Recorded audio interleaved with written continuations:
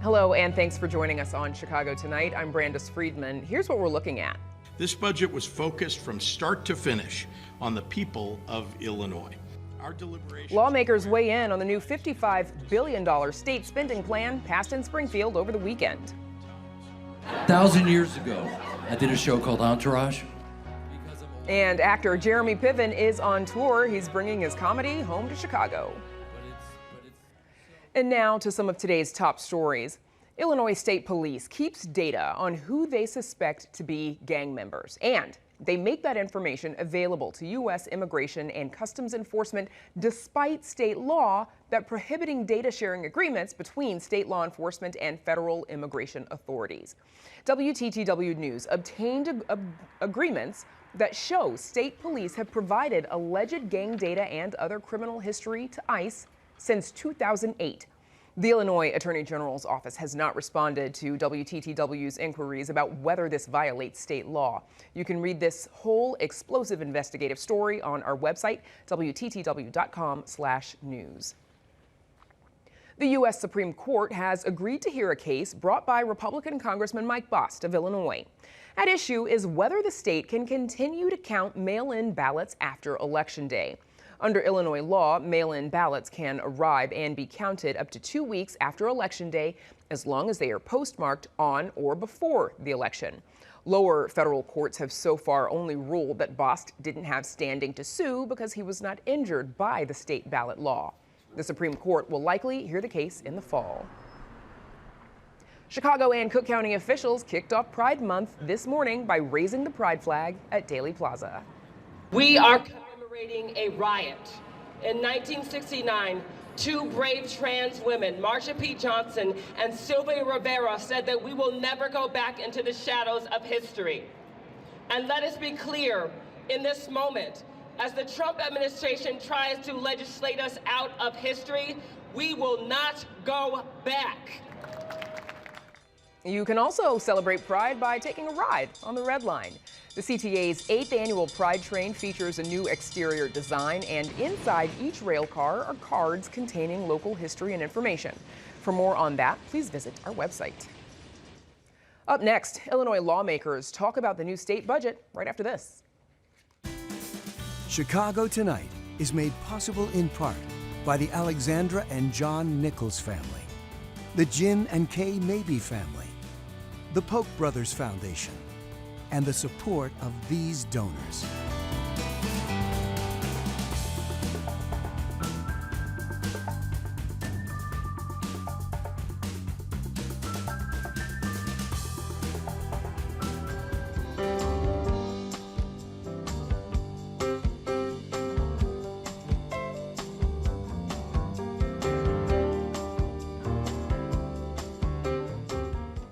Illinois lawmakers worked right up to that May 31st deadline to pass a $55.2 billion spending plan for the upcoming fiscal year.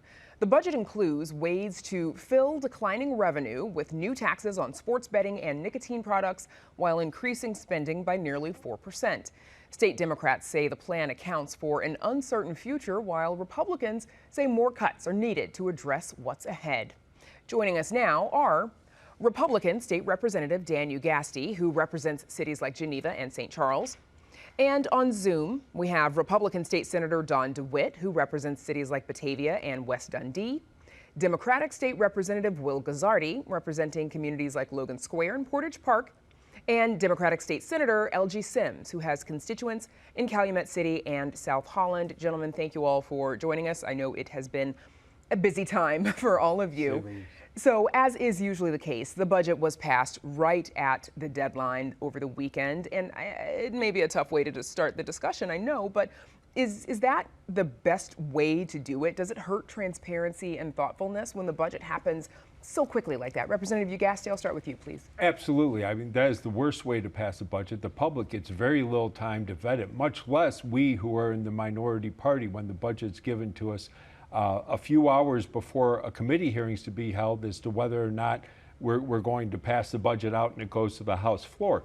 Our people have very little time to look at it. The public has no time to look at it. And within 24 hours, we're voting on it on the floor, and there's been amendments that, again, do not go to committee. Representative Guzzardi, same question to you. Yeah, first of all, this budget is very similar to the budget that the governor introduced in February, which has been a matter of public record for some time. But also, I'll say it's really important for us to make accurate projections for next year because the budget is just a forecast. So we need the April tax receipts from April 15th to have a forecast of what our tax revenues are going to look like for next year. And we don't tabulate all that stuff until early to mid-May. So really, we have a crunch of 2 or 3 weeks at the end of session when we have to use those forecasts to make the most accurate predictions we possibly can. And that's why we're often backed up right toward the deadline. So we've got both sides of the aisle represented here tonight, and thank you all for joining us. Do you think this was a collaborative process? Senator Sims, I'll start with you. Absolutely. I mean, we've met with our colleagues on the other side of the aisle for several times. We not just in our committee hearings, but meetings afterwards to identify issues of concern and commonality. So we did have discussions across the aisle. I would echo Representative Guzzardi that much of what's in this budget has been out there for months. It is a process of trying to get to the deadline. But I also remind this is not uncommon. Our colleagues in Indiana passed their budget at 2 a.m. So it is not an uncommon practice.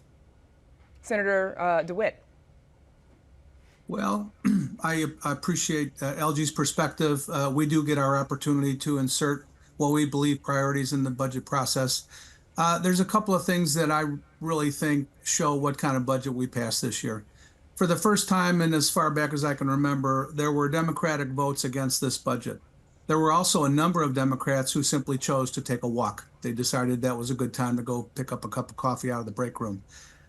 Any budget that starts out with $1 billion in tax increases that ultimately get passed on to our residents, along with an expansion of over $8 billion in the ability to borrow money, those are not good indicators that we're dealing with a good budget. And I think that process needs to change moving forward.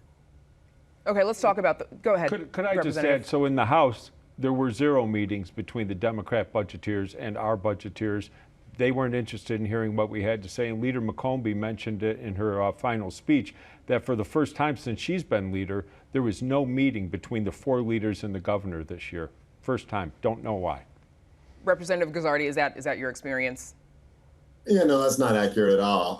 Our budget leaders met regularly throughout session with the Republican budget leaders. Representatives Buckner and Delgado had extensive meetings with the Republican budgeteers. And of course, our budget is made through a process of appropriations hearings and the various appropriations committees, which are bipartisan and public meetings in which our Republican colleagues had a great deal of input to offer. And we heard those suggestions and we incorporated some of them into the budget that you see today. Okay. I want to talk about the tax increases that Senator DeWitt mentioned. Senator Sims, tell us what you all did, please. How are you raising the revenue that the state needs this year? Well, there's several options that were built into this budget. One, I think the reality is the revenue package was built into three broad buckets. One, tax collection. One was choices, and one's probably government and other. And in that collection bucket, you have a tax amnesty program, where when we did this several years ago, it was estimated that about $200 million could be captured. So that includes corporate and individual filers who have not paid taxes, who now have the opportunity to send those taxes in. Then you have what's called under current law, there is a transfer of sales tax dollars into the road fund. We've now paused that to make sure that those dollars can remain available. We have this is kind of wonky. There is a joint tax collection plan.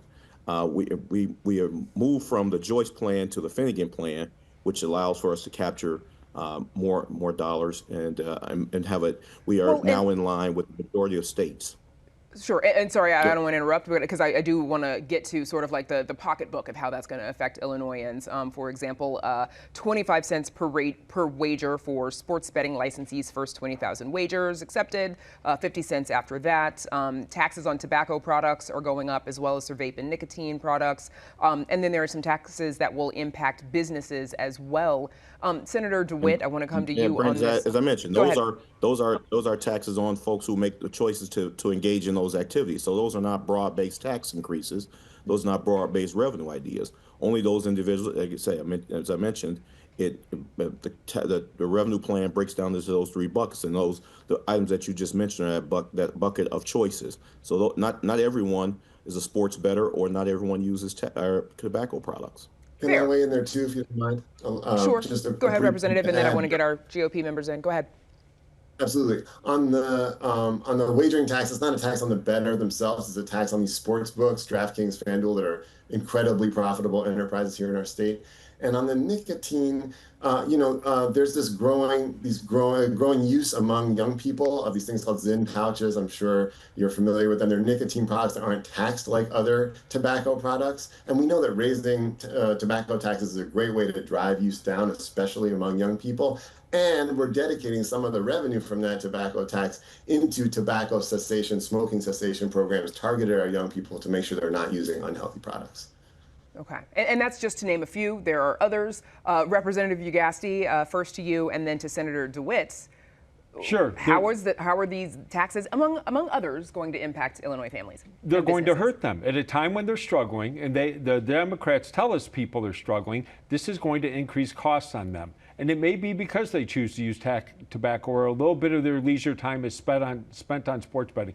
But the taxes on business, when business gets hit with a tax, they pass through that cost to consumers. That's all Illinoisans. That's a broad-based tax, whether they want to call it that or not. The simple, the simple thing is, I will come back to you, Senator. The simple thing is, they have raised taxes again for record spending when we didn't need to. We had record revenue the year before. We could have kept spending at that level. They raised it again so they could spend on other projects. Plus, they're taking money out of the road fund and other dedicated funds. So the Representative Gazzardi's statement that we're dedicating these to certain causes means nothing. They will take and sweep that money aside when they choose to spend it differently. Senator Sims.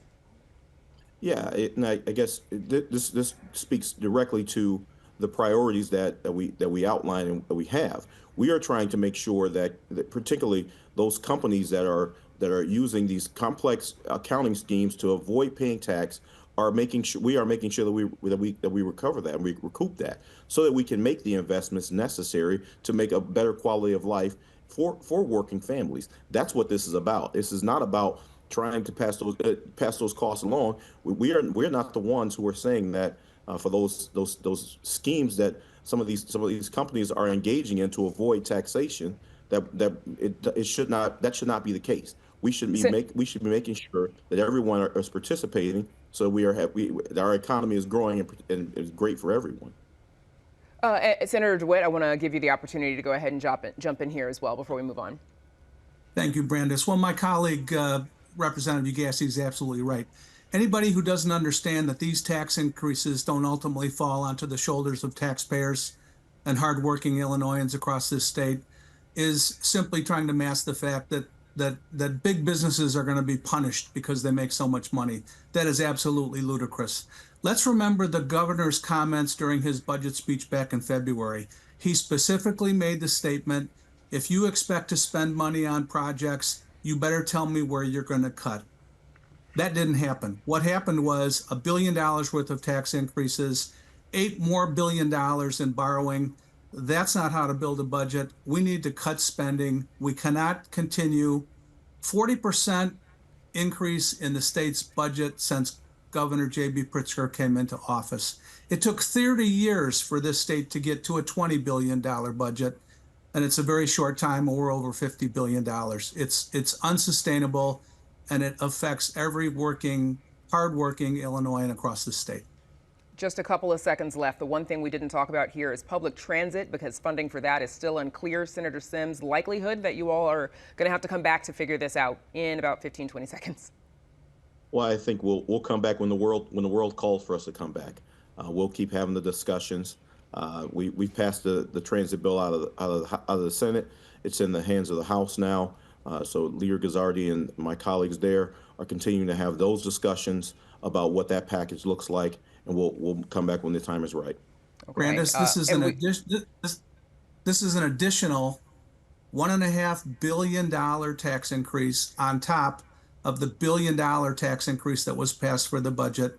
Most of that burden will be borne by suburbanites. It's nothing more than a bailout for CTA in the city of Chicago. All right. I apologize, gentlemen. I'm going to have to cut it off. Are we ready to fall off we look forward to having all of you back and your colleagues when we have to talk about this again. I will leave the debates for Springfield. Thanks to Representative Dan Ugasti, Representative Will Guzzardi, Senators Don DeWitt and LG Sims. Thanks so much. Up next, actor and comedian Jeremy Piven on his latest projects.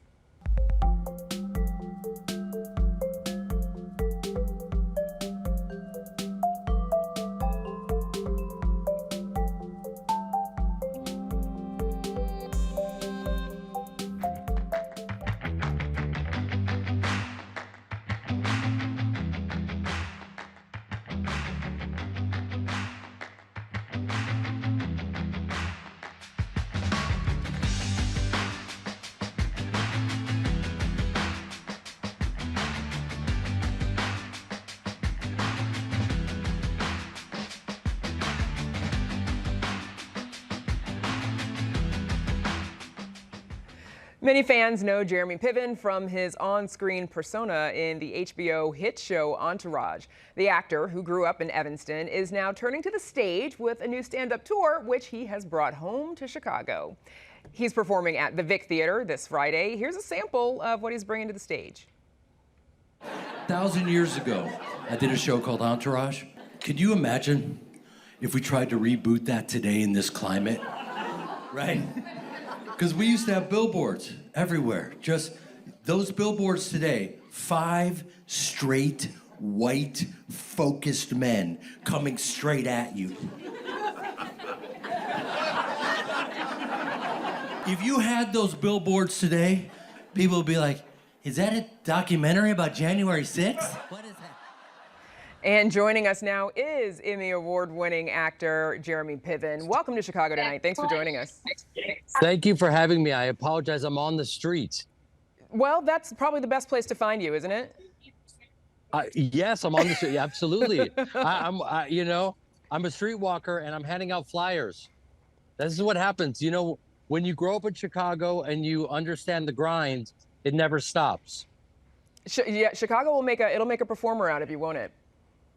Yeah, I mean, the community, I don't even think they realize how special they are, because actors that grow up here, the community comes out and they support you, no matter if you're in a 99-seat house or a big, beautiful theater. And so we get the reps. So by the time we leave Chicago, we're ready. So I'm giving back, and I'm coming home to shoot my special. And of course, you're known for your role in Entourage. As you're handing out these flyers, are people calling you Ari Gold? Yeah, they're like, let's hug it out, bitch. That's what they say to me. I'm a douchebag because of you, Ari. Thank you, sir. Thank you. We're in Temple. Thank you. Thank you, Rabbi. We're in Temple, but thank you. How does it feel, not just to be home, but as you said, performing in Chicago and recording your special here? Oh, darn. I think we might have lost Jeremy Piven, ladies and gentlemen, because he's on the street and he was handing out flyers. So hopefully we will get him back shortly. As we said, Jeremy Piven there, he is flyering around some neighborhood in Chicago because he is performing at the Vic Theater this Friday. To my understanding, he's actually got 2 shows because the first one sold out. And he's from Evanston, so we're going to do our best to get him back in a couple of minutes shortly. Until then, we'll be right back.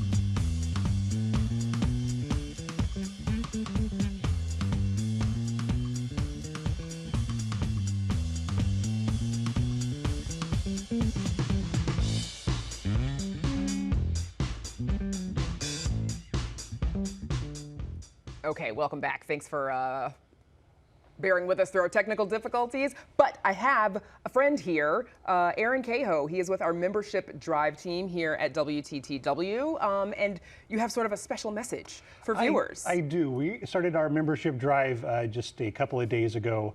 And it's a very important message to the viewers that the news that you find here every day only happens because viewers step up and give back. I have the gift of being able to see behind the scenes yes. of Chicago Tonight. I know all the hard work that goes into it. You take the viewers' perspective and their need to heart.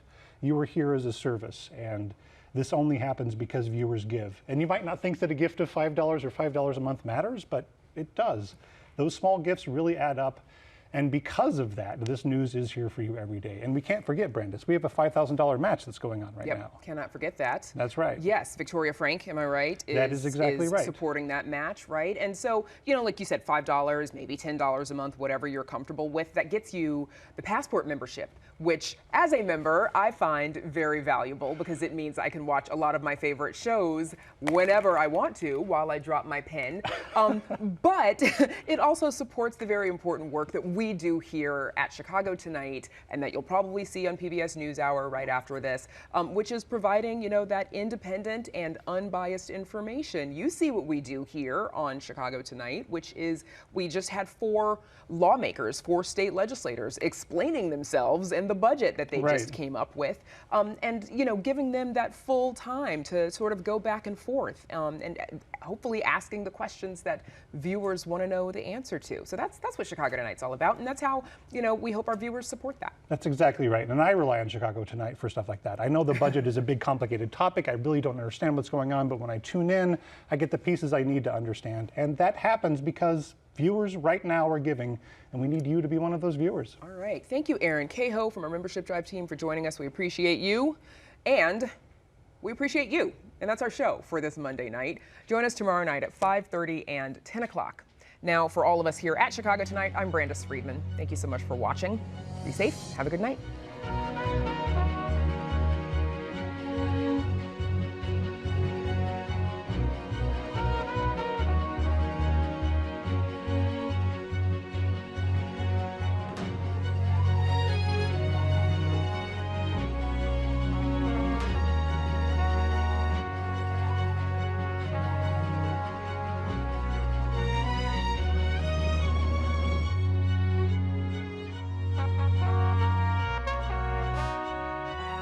Closed captioning is made possible by Robert A. Clifford and Clifford Law Offices, a Chicago personal injury and wrongful death firm that serves the needs of clients in the Chicago area and throughout the nation.